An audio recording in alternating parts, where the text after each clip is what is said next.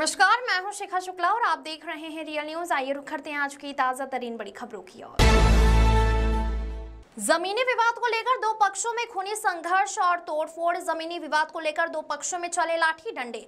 कई थाने की फोर्स मौजूद है। दबंगों ने पिकअप समेत कई गाड़ियां तोड़ी गई। इब्राहिमपुर पुलिस 20 लोगों को हिरासत में लेकर पूछताछ कर रही है।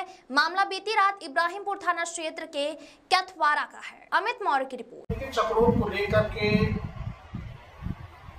दो पक्षों में कल रात में मारपीट हो गई थी। इस मारपीट की सूचना प्राप्त होने पर तत्काल पुलिस वहां में पहुंची और दोनों पक्षों के लोगों को गिरफ्तार किया गया है। दोनों पक्षों की तहरीर के आधार पर अभियोग पंजीकृत किया गया है।